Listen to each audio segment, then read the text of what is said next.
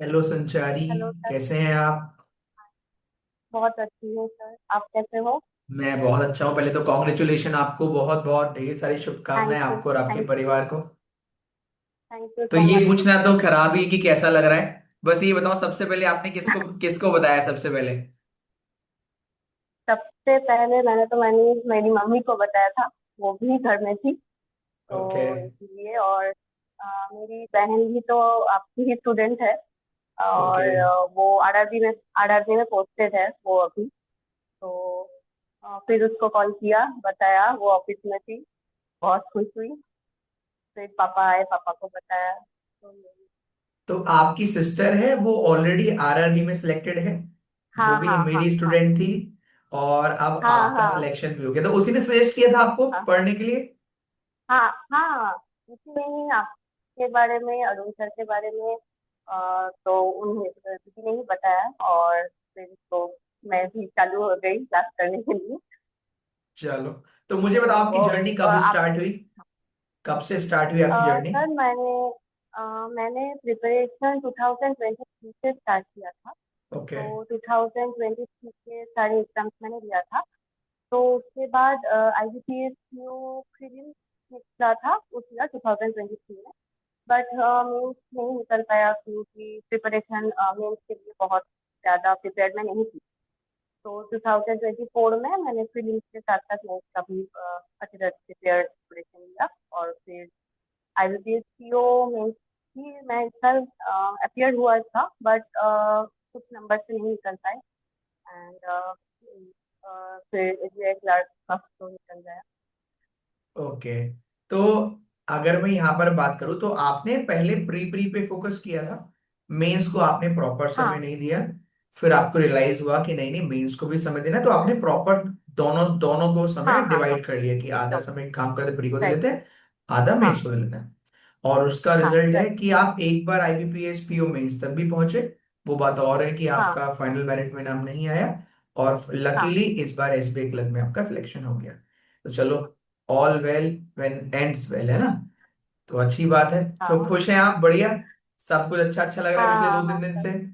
तो क्या क्या चेंज हाँ आया हाँ, पिछले दो तीन बहुत दिन अच्छा। में? 2-3 दिन में क्या फील किया आपने, मुझे ये बताओ। कुछ चेंज आया लोगों के नजरिए में, या फ्रेंड सर्किल में, या फैमिली में, या एक्सवाइजेड, कुछ भी आपको लगाओ कि हाँ यार कुछ तो चेंज हुआ है? हाँ सर, इस इन 2-3 दिनों से तो फोन ही चल रहा है, रिलेटिव का फोन आ रहा है। हम लोग फोन कर रहे हैं, जो भी हमारे वेल विशर्स है। बहुत ही खुश है सभी। और मैं वेस्ट बंगाल से हूँ।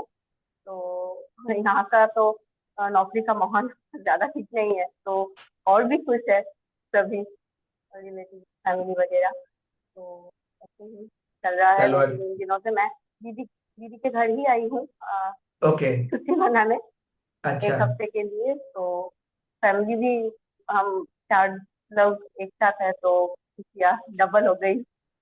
चलो, बहुत अच्छी बात है कि आपकी वजह से देखो फैमिली में खुशी आई, है ना? फिर से आपकी सिस्टर तो हाँ पहले सर। सिलेक्ट हो चुकी है और आपने भी हाँ सिलेक्शन लेके बिल्कुल डबल कर दी उनकी हैप्पीनेस। तो सब हाँ लोग तो हाँ खुश हो ही जाएंगे कि चलो हमारी बिटिया सेटल हो गई। अभी ये भी एक तो पहले से सेटल हो चुकी थी, एक और हो गई। Very good. हाँ तो अभी हाँ अभी स्टडी को ब्रेक नहीं करना है, कंटिन्यूस पढ़ाई करनी है, पीओ की जॉब भी लेनी हाँ सर। है ना? क्योंकि पढ़ाई में हाँ फिर ब्रेक आ जाता है तो फिर मुश्किल होता है, लेकिन अभी ब्रेक नहीं हाँ लगाना। हाँ क्योंकि अच्छी बात है, अब एग्जाम ही एग्जाम आ जाएंगे, अच्छी बात तो ये है। और अब विदाउट प्रेशर हाँ एग्जाम दोगे ना, तो परफॉर्मेंस डबल निकल कर राइट आएगी। क्योंकि प्रेशर तो है नहीं कि राइट। भाई नहीं होगा तो क्या होगा, नहीं होगा तो हाँ जो है वो तो है ही, है ना? हाँ। तो स्टडी को ब्रेक मत करना। और मुझे बताओ कि आपका सबसे स्ट्रांग पॉइंट क्या रहा? किस तरीके से आपने रीजनिंग की तैयारी करी, मुझे एक बार बताओ। सर, मैंने रीजनिंग का A to Z तो आप ही हो। और जैसे कि मैंने सेकेंड शिफ्ट में एग्जाम दिया था, तो इसीलिए जीए सेक्शन तो हमारे फेवर में नहीं था। तो हम सभी जानते हैं। तो रीजनिंग, क्वांट और इंग्लिश में ही सेम सेम दिया। और अच्छा। रीजनिंग स्ट्रॉन्ग सब्जेक्ट मेरा था इन तीनों में से। तो अ, वो तो सारी आपकी ही कृपा से है सर। और अरुण सर को भी तो बहुत सारा thank you. And reasoning, math sir, English जो है उसमें रीजनिंग में मैंने मेंस में 23 लगभग अटेम्प्ट किया था, and 23 number of question, and total मेरे अटेम्प्ट थे 94 number of question, and I got 85। Okay okay. तो आपसे अगर मैं बात करूं, जैसे एक सेकंड होल्ड करें।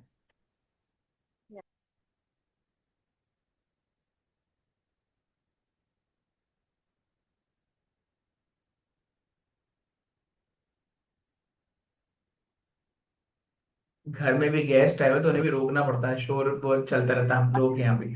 चलिए, तो आपने जो प्लानिंग करी, जैसे कि आपने कहा कि मैथ्स भी आपकी ठीक थी, रीजनिंग भी आपकी अच्छी थी, इंग्लिश भी आपकी सही थी, तो इन तीनों के दम पे सिलेक्शन हो गया उस समय तो। जी, तो बहुत टफ आया था आपकी शिफ्ट में। तो हाँ, अगर मैं इसमें भी प्रिपरेशन स्पेसिफिकली, अच्छा था, बट हाँ, नहीं आ पाया, वो किसी का भी नहीं एक्सेप्टेबल आया तो नहीं फिर था। कोई दिक्कत की बात है नहीं। कि जब कोई, जब सब टफ ही आ गया है सबके लिए भार है, अच्छी बात है कि तुक्के नहीं लगाए, तुक्के नहीं, तुक्के तुक्के लगा दो फिर हाँ, नेगेटिव नहीं मार्किंग। नहीं नहीं नहीं नहीं नहीं तो नहीं, मुझे आप तुक्के ये नहीं बताओ, लगाए। जैसे रीजनिंग के अंदर स्पेसिफिकली बात करें पजल के लिए, तो जैसे अभी क्लासेस हाँ चलती है, 10 बजे पजल वाली क्लास चलती है, हाँ, तो 10 बजे बच्चे, तक। हाँ हाँ हाँ आप करते हो उसको, करते हो? हाँ हाँ हाँ, बिल्कुल। मैंने बिल्कुल। फाउंडेशन भी अन अकेडमी से करी, फिर आपका यूट्यूब का फ्री क्लास। तब तब 10 बजे की जो पजल है वो तो मैंडेटरी करना ही पड़ता था, वही लास्ट क्लास होता था रूटीन में। वही खत्म करके खाना खाने जाते थे। ओके। तो मुझे अभी ये बताओ, जैसे अभी जब आप नए थे, तो पजल में स्टार्टिंग में आपको भी टाइम लगता होगा, तो कौन सी पजल आपको डिफिकल्ट स्टार्टिंग में लगती थी? स्टार्टिंग में जब आप नए नए थे, बिल्कुल नए, जब कॉन्सेप्ट भी प्रॉपर नहीं आते थे, तो आपने उसको कैसे सीखा, और कितना समय लग जाता था स्टार्टिंग में आपको पजल वगैरह सॉल्व करने में? पर स्टार्टिंग में तो फीलिंग से बहुत टफ लगता था, क्योंकि रीजनिंग एक सब्जेक्ट ये है कि बिल्कुल अननोन है, हम लोग पढ़ते नहीं है स्कूल में। हाँ। तो तो एज बेस्ड का जो पजल आता था, या हम्म। बॉक्स बेस्ड भी शुरू शुरू में टफ लगता था। फिर आपने जो जो टैक्टिक्स हमें सिखाए, उससे घर में प्रैक्टिस करती थी, आपके आपके ही कंटेंट से क्लासेस से सीख लेती थी कि कैसे कैसे सॉल्व करना चाहिए। एक बार में कितने पॉसिबिलिटीज लेके हम एक ही चार्ट में सॉल्व कर सकते हैं, तो ये तो आपने ही सिखाया है।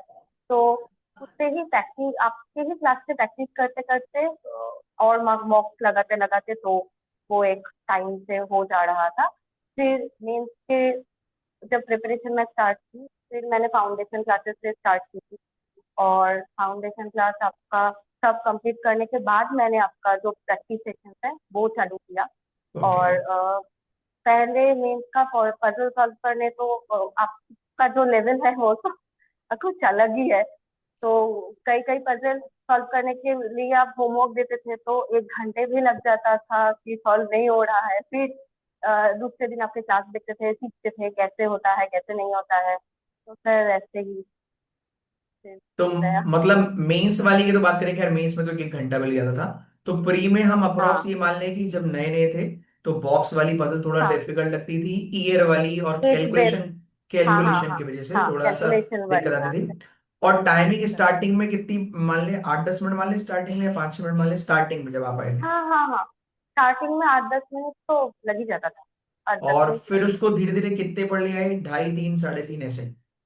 हाँ, 2.5-3 मिनट में हो ट्राई जाता करते है? थे कि सॉल्व हो हो जाए। जाता हाँ है, हाँ हाँ, चलो। तो मिनट में तो बाकी हो जाता बच्चों के लिए सजेशन यही है, आपकी तरफ से अगर बात करूं, कंटिन्यूस उसको पहले एक था। बार कॉन्सेप्ट पढ़ लो, फिर उसको रिवाइज करते राइट। रहो, है ना? और हाँ मेथड जैसे लिखे जा रहे हैं उसको बार बार प्रैक्टिस करो, रिदम में लेकर आओ, राइट। आप भी उसको कम हाँ कर लेंगे। ऐसे ही ये प्रॉब्लम अभी प्री में, अभी तो मेंस में भी आएगी आप लोगों के सामने जो बच्चे नए हैं, कि मेंस की पजल तो बहुत टफ टफ होगी, वो घंटा, 1 1 घंटा ले लेगी, है ना?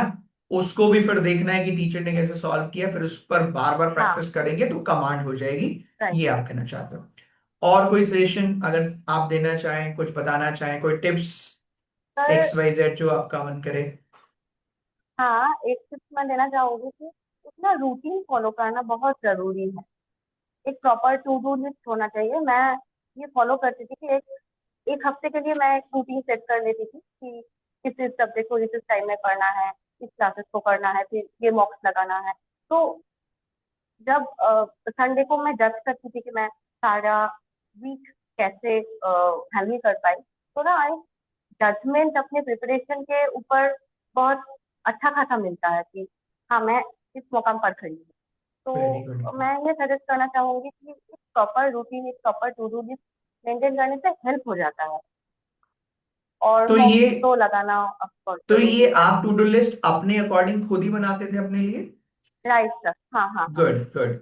तो यहाँ पर इनका कहने का मकसद ये है कि आपका एक गोल सेट करो, छोटा ही गोल सेट करो। ये नहीं कि एक महीने का आपने बना लिया, पहले चाहे 2 दिन का ही बना लीजिए, फिर उसको चेक कीजिए हाँ आपने फॉलो किया कि नहीं किया। फिर धीरे धीरे करके 7 डेज का बनाइए, संडे को उसको क्रॉस चेक कीजिए, एग्जामिन कीजिए कि आपने जो टास्क लिया था अपने लिए, क्योंकि टास्क तो आप अपने लिए अपने अकॉर्डिंग ही लेंगे कि मुझे इतना इतना पढ़ना है, राइट और फिर आप उसको एनालाइज करो कि मैंने ये कितना जो अपना टारगेट किया था वो अचीव कर पाए। अगर वो अचीव हो गया तो अगली बार का टारगेट आप और अच्छी एनर्जी से शायद उसको हाँ। पूरा करने के लिए पाएंगे। ये एग्जैक्टली बोलना चाह रहे हैं एग्जैक्टली। आप, वेरी गुड, बहुत नाइस राइट। पॉइंट आपने बताया। तो जो बच्चे देख रहे हैं ये वर्क करेगा आप लोगों के लिए डेफिनेटली। आपने प्लानिंग कर ली कि मुझे इतना इतना ऐसे से पढ़ना है, तो ना तो कभी आप ये डाउट में रहोगे कि यार बहुत पढ़ना है क्योंकि आपने डिजाइन किया हुआ है, और ना ही आपको ये रहेगा कि कम पढ़ना है क्योंकि आपने ऑलरेडी स्ट्रक्चर फॉर्मेट में चीजों को बना दिया। वेरी गुड, बहुत अच्छी एडवाइस है आपकी, ये वाकई में काफी लोगों के काम आएगी। और कोई ऐसा इंसिडेंट संचारी जो इस जर्नी में आपके साथ हुआ हो, कुछ शेयर करना चाहो, कोई भी इंसिडेंट कि आज जब आपका रिजल्ट आपके फेवर में नहीं आया तब आपने चीजों को कैसे टैकल किया? क्योंकि थोड़ा सा डिमोटिवेशन हो जाता है, रोने का मन करता है ना, थोड़ा सा लगता है कि, तो हाँ आपने कैसे टैकल किया? कि आपकी जर्नी में भी ये टाइम तो आया है, तो कैसे आपने हैंडल किया हाँ उसको? सर, आया तो है, बट मैं ना बहुत पॉजिटिव माइंड से ही लेती थी, क्योंकि ये तो विश्वास मुझे थी कि कुछ होगा, आज नहीं तो कल होगा। और सबका टाइम ना एक मतलब एक सिलेक्टेड होता है कि उस टाइम पर आप लोगों को आपका जो किस्मत है वो खिल जाएगा, तो उसके लिए वेट करना पड़ता है ना। भगवान भी एग्जाम लेते रहते हैं हम लोगों का। तो मैं पेशेंट होकर वेट करती रही कि मेरा भी दिन आएगा, मुझे वेट करना पड़ेगा। इसीलिए डिसअपॉइंटमेंट नहीं आया।